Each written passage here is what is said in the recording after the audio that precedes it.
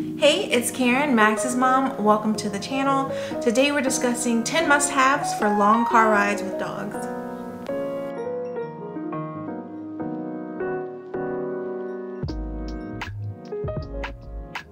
First things first, if you're going somewhere with your dog where they're going to be in the car for a long time, you want to make sure that they've gotten exercise for the day if possible. I know sometimes you're leaving at like 6 a.m.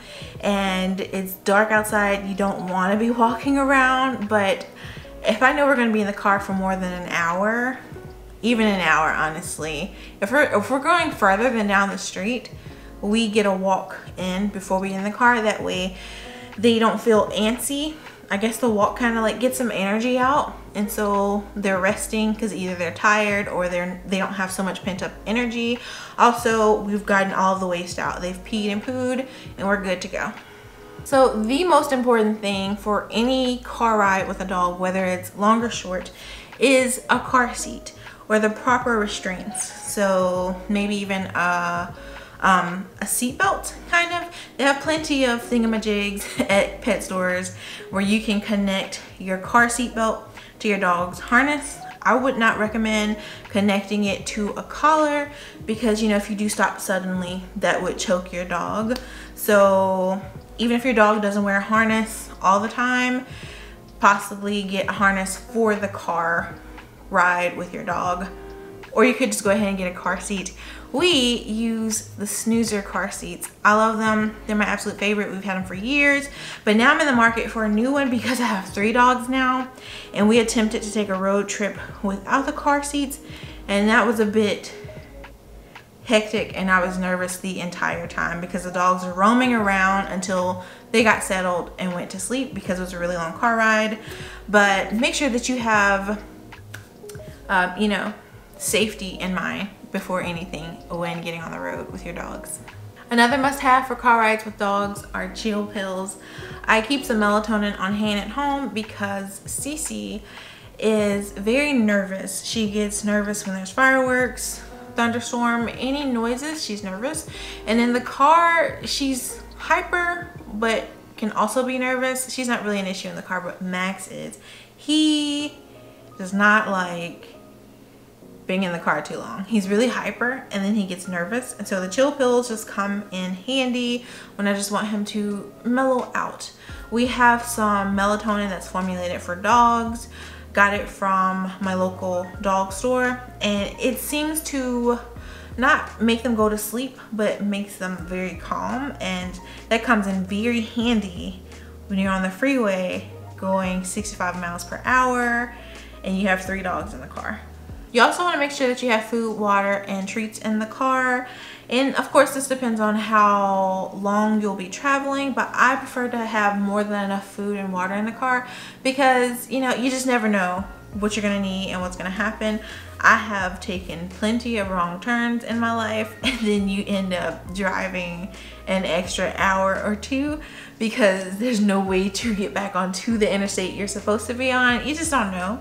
And so just make sure that your dog is not going without food or water for too long. Don't overfeed, of course, because you are in a car.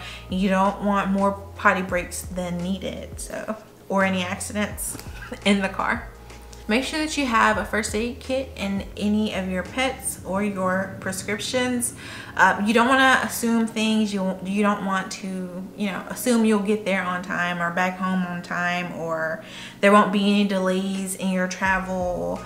Just make sure that you have everything you need on hand, just, you know, just in case. And as far as the first aid kit, you never know what accidents can happen.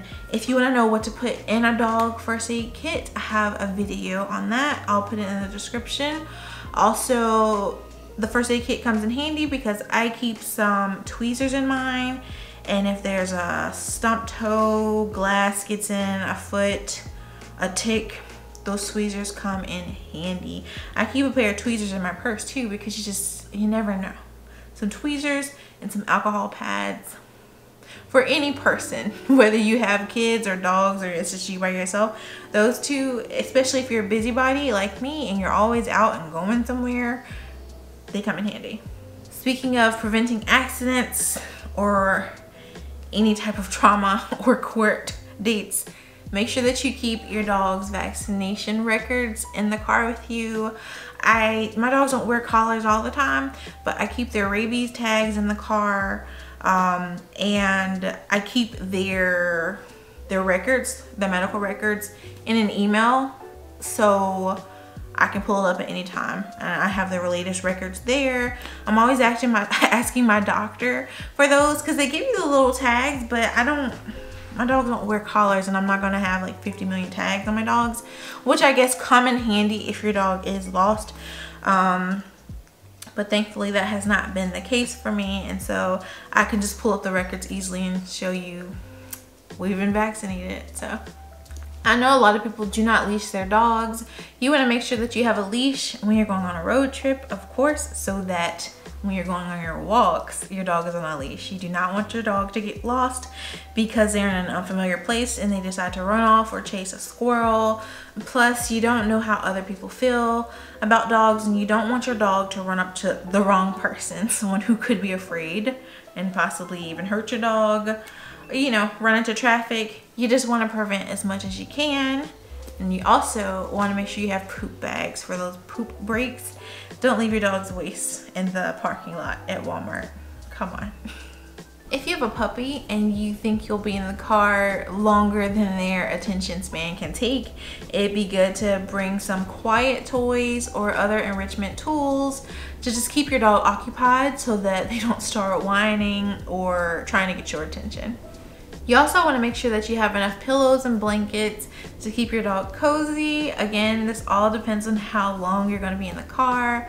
I keep a blanket in the car because we go to the reservoir a lot, and I just don't ever like sitting on the grass there, and so I use that blanket for that. But it also comes in handy when it's time to pack the car for road trips and I'm not collecting blankets from around the house. We have a designated blanket for the car, and so, you know, if we're going to be in the car too long, if I'm blasting the air, especially because I have older dogs, I'll just put the blanket over them and their car seats and they're good to go.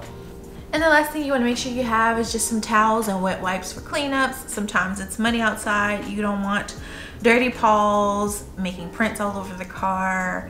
If there's gonna be nearby water, my dogs love, if there's water, Max is gonna find it and splash in it.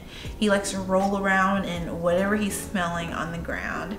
And so I like to keep wet wipes, I like to keep towels, especially when we take our beach trips, just to make sure that the car is staying somewhat clean and that, you know, they're not sitting in a wet seat. You don't want your wet dog to get into a wet seat and then they're sitting there, the air's blowing for like hours. You just want to keep things as clean as possible. I think that's ideal for everybody. And so towels and wet wipes.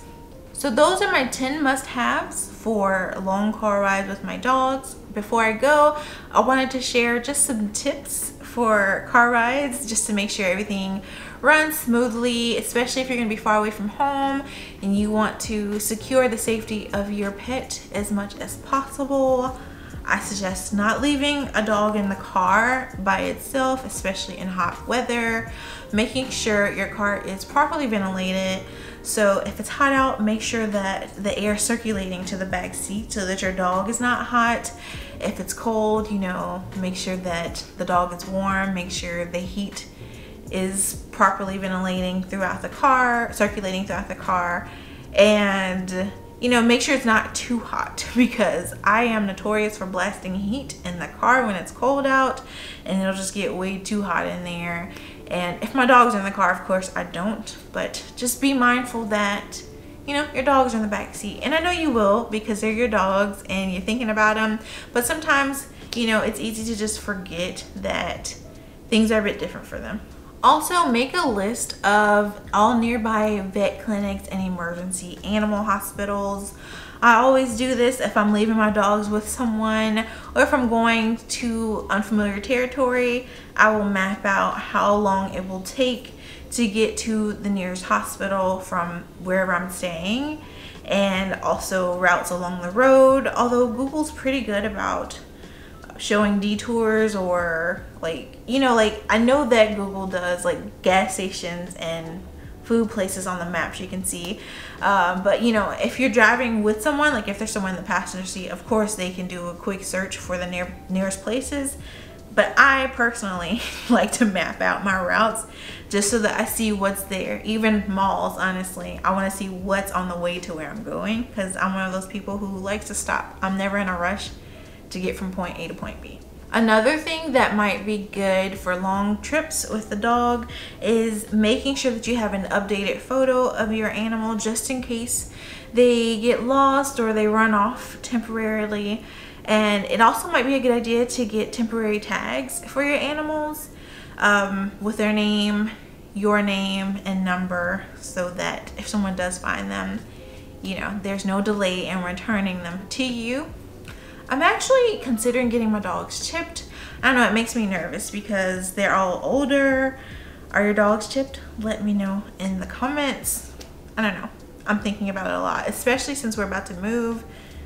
I think I would find some comfort in knowing that there's a mark showing where to return them. I don't know, just things I think about. So yes, those are my top 10 must-haves for traveling with dogs. I'm so excited. It is finally travel season for me.